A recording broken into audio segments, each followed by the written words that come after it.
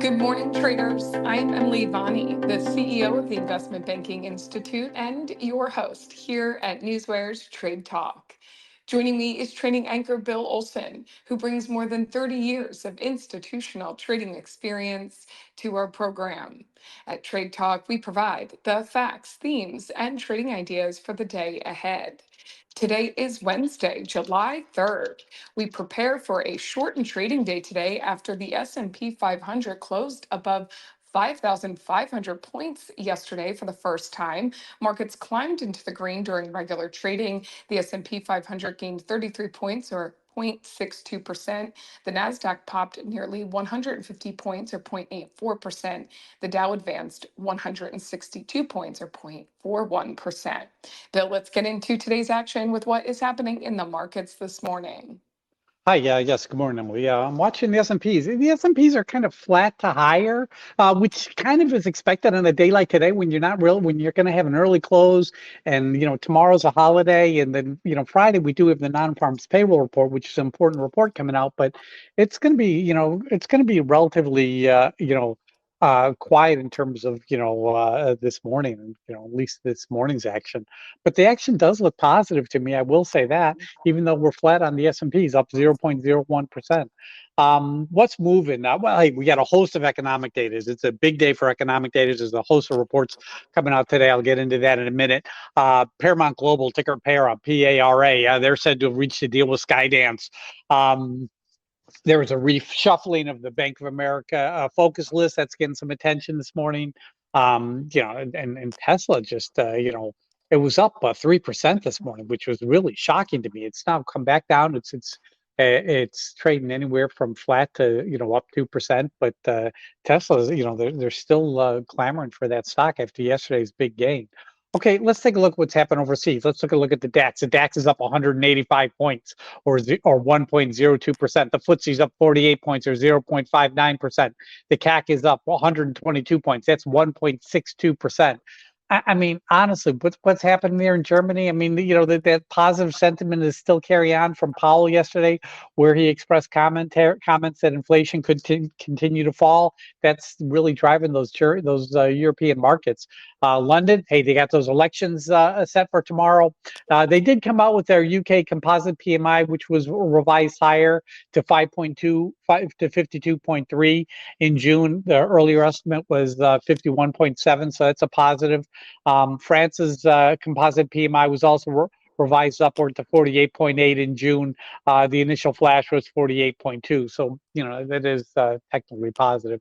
Then we're looking last night. We're looking at what the action in Asia last night. We're looking at the Nikkei. It jumped 500 points. That's 1.26%. Look at Hong Kong. The Hang Seng jumped 209 points. It's 1.18%. Shanghai and China dropped 14 points. That's 0.49%. Now, the Nikkei, they had gained for the fourth straight session. They had nice, strong movement in tech stocks. That currency is going to be an issue. As soon as they start to raise interest rates, those equity markets are going to pull back hard. And then you look at Hong Kong, the market, Hong Kong and China, the market's really expecting China to come out with some additional stimulus action. That could be happening, this month. So we got to keep an eye on that. But software stocks did weigh on the Shanghai market. But let's take a look at oil this morning. Now, oil was flat to higher, and then it went lower, and now it's fractionally higher. It's up about 0.1%. The big news really on the oil front is these stockpile reports. Now the API came out with their stockpile reports last night. They indicated that their estimates are going to show a draw of 9.1 million barrels for last week. How do I say this? Oil's pretty heavy, and I see a lot of profit taking. We do have tomorrow's a holiday. Friday's kind of not going to be a very heavy day, so I do expect to see some additional profit taken in oil because we've had such a nice run up. You look at the other factors that have been causing the oil run up lately, and it's really about the summer driving season, which I got to tell you, the stockpile reports for the last few weeks have not have been not been draws, so they've been actually bearish for oil prices. And then you look at the Hamas situation, Hezbollah situation with Israel. Hezbollah came out and said, listen, if there's a ceasefire, we're going to stop all hostilities. Well, Israel's about done with their actions in Gaza, so that could lower some tensions in the Middle East, which would be positive. And then Saudi Arabia, and then OPEC came out; they actually overproduced by 70,000 barrels per day, which came out earlier this morning. So I think we're going to start to see oil prices weakening soon. But those stockpile reports from the EIA very important today. But that's what I have for you in terms of the morning market update report, Emily. Bill, and as you mentioned, there's a host of economic reports to keep an eye on today, and we will get to those in just a moment. It's a big rundown. But before we get there, a few notes, very few notes when it comes to earnings action, but give us a look at what we should be watching when it comes to earnings. Oh, we got SLP Simulation Plus. They came out, they met expectations. They did it on higher revenue. That came out last night. But this morning, Stars Constellation Brands, they just released, that's the STZ, Sam, Tom, Zebra. They beat by 11 cents, but it was done on lower revenue. But, the stock does, market does like it. I mean, the stock's up 3.89% this morning. So you got to look at that as a positive. But that's really all I have for earnings. There's nothing coming out this afternoon or Thursday or Friday. So, the Stars Cancellation Brands is really the last one for the week, Emily. And Bill, I will make a quick note here that SLP was your pick of the day yesterday. We're going to see how that went by the end of the show. Even though there isn't a lot to be watching when it comes to earnings action, plenty to be watching when it comes to economic reports. So, Bill, give us a rundown of everything we should be watching when it comes to the economic events of the day. Okay, here we go. At 8:15 a.m., we get the ADP employment report. This is important. It's kind of like the precursor to Friday's non-farm payrolls report. 8:30 a.m., we get jobless claims, some more employment data. Then at 8:30, we get an international trade in goods and services. At 10 a.m., we get the ISM services index. That's important. At 10 a.m., we also have factory orders. 10:30, we get the EIA oil stockpiles report. And then at 2 p.m., the market closes at 1 p.m. today. So at 2 p.m., the FOMC meeting minutes are going to be coming out. Remember, they're going to be a little hawkish, so we got to be a little bit cautious on that. But that's coming out an hour after the market closes. And then, I do see that, New York Fed Bank President John Williams, he's speaking today at 7 a.m. But that's what I have for you in terms of economic factors going on today, Emily. And Bill, you're keeping track of all of those reports and those FOMC meeting minute notes using your NewsWare. You can gather those as they're released and sift through them quickly. You're also sifting through other types of data and information this morning, things like merger news, shareholders meetings. You're also looking at your stocks, like your FANG stocks and your Dow 30 stocks. So Bill, what else do you see as possibly moving the markets today? Looking at my Dow stocks, I got 19 higher, 9 lower, the rest unchanged. Listen, the big mover really, I guess, is Amgen, which is Boeing. Boeing's the big mover. They ticker BA. On your FANG stocks, you've seen some weakness in Apple, but everything else is trading higher. So, that's a positive start for the morning. Talk about some news that's hitting the tape this morning. Apple, they're going to have an observer be on the board of OpenAI. That's kind of positive. Tesla, I mean, Musk is out there saying, hey, those numbers on the number of cars sold actually surprised him as well. They were lower, but the number came in higher than the estimates, street estimates that were out there. We're talking Dow Jones 30 stocks. Goldman Sachs made a short-term list of Bank of America buy ideas.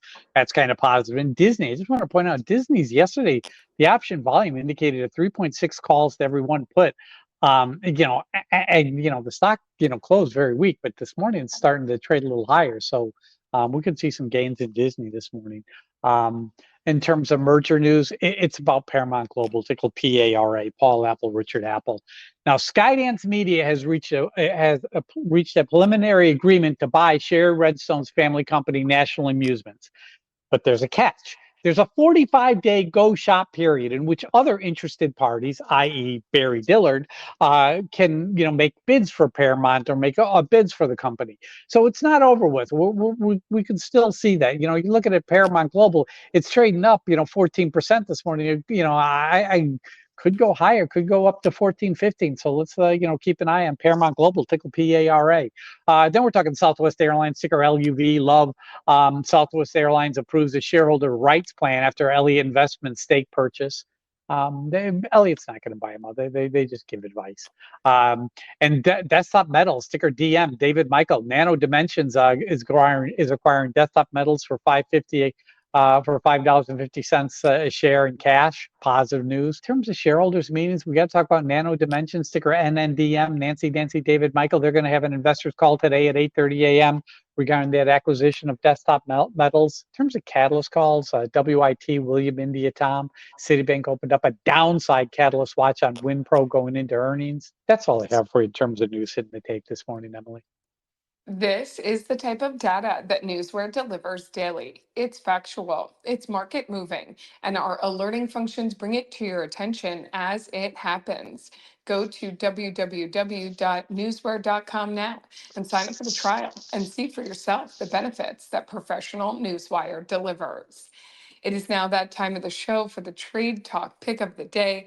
But we have a shortened trading day today. Markets are closed tomorrow because of the July 4th holiday. So a tricky day to make a pick, but you're going to do it first anyway. What's your pick of the day today? Delta Airlines, ticker DAL, David Larry. I mean, listen, the National Transportation Security Administration anticipates record-setting July 4th travel period following that big boom that we had in June. So, that means airline flights. I'm looking at yesterday's call volume on Delta. You had 26,048 calls versus 17,824 puts. That's positive. That's good, strong. On call open interest, 364,845 versus 302,058. Positive as well on the call side. So, you got to like that. Major brokers do like it. They have been raising price targets on the stock. So I like to see that. 46.60 is my entry price. That's what I'm kind of looking at. I don't think it may not get there, but I definitely want to get in under 47. But I do think this could have some legs because, the weather looks pretty good for this weekend across the country. Travel could be really strong, and that could boost, some of these airline stocks. So that's kind of my play here today on a half day, and we'll see if this trade works out. Ticker DAL, David Larry, 46.60, Emily. Delta Airline, with the air travel, we are going to be looking for an opportunity there. So we will follow that along with you. And coming up before we sign off, we will do a recap on yesterday's pick of the day. So stick with us. But ahead of that, let's take a look at the current breaking headlines that have hit the tape in our hot off the press segment. Bill, sending it back to you. Disney. I see Guggenheim just tweaked their model, reflecting a more cautious outlook. Interesting. I mean, we'll have to see. The numbers raised on inside out to strength is what the headline says. Clear Secure, 6 new locations. That's YOU, Yellow Oscar Uncle. United Airlines now texts live radar maps using AI to keep travelers informed. Manchester United is proposing a redundancy program, which will reduce headcount by 250 roles, according to sources. AutoNation, ticker AN, announced a new strategic partnership with who? The U.S. Army. That could be interesting. As I said earlier, Bank of America put out their top 10 ideas. Their top 10 stocks. AutoNation, ticker AN. Enco, Animal Hospital, ELAN. General Electric, GE. Global Payments, GPN. Palantir, PLTR. Spotify, SPOT. Union Pacific, UNP. And Vertiv, ticker VRT. They do call CarMax underperform, though. CureVac, ticker CVAC. Stocks trading higher. They're restructuring. They're doing a lot of layoffs over there, apparently. Dell, ticker DELL, added to the BofA Focus One list, U.S. One list. That's nice. You're looking at shares of Dell, and they're trading higher. I mean, how much are they up now? They're up big. Dell's up $3 this morning. Woo! Jack in the Box, ticker JACK. They're going to return to Chicago after a long. They haven't been there in years, and they're going to open up 8 new restaurants there. Jack in the Box, JACK. Top U.S. automakers posted slower sales growth for the second quarter as cyber attacks at software system providers CDK hit operations at several dealerships during the crucial sales period of late June. Rivian said on Tuesday that it has no plans to produce vehicles with Volkswagen after a media report said the U.S. electric vehicle maker was in early talks with the German automaker to extend a recent partnership beyond software. Interesting. This Outdoors confirmed that they have received an additional information request from MNC Capital as part of their plan to take over the firm.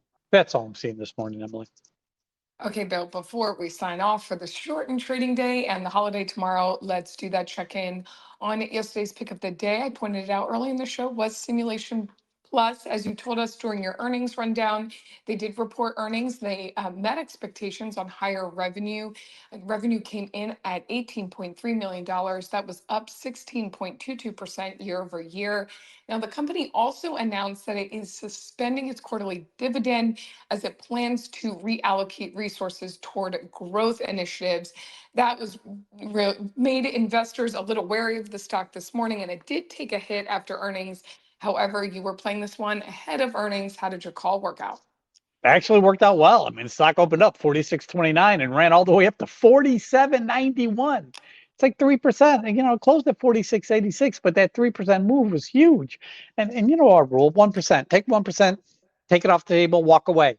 SLP did that. It did that in droves yesterday, so it was good. But listen, when you're cutting the dividend, that's never good. You don't want to be long a stock that's cutting its dividend because that's signs of weakness ahead. But yesterday, SLP was a winner. Absolutely made money, Emily. Was able to get that gain and walk away. And we will check in with you on Friday about today's Delta pick of the day. A reminder that markets are closed tomorrow in observance of the 4th of July holiday. Bill, thank you as always for your expert insight.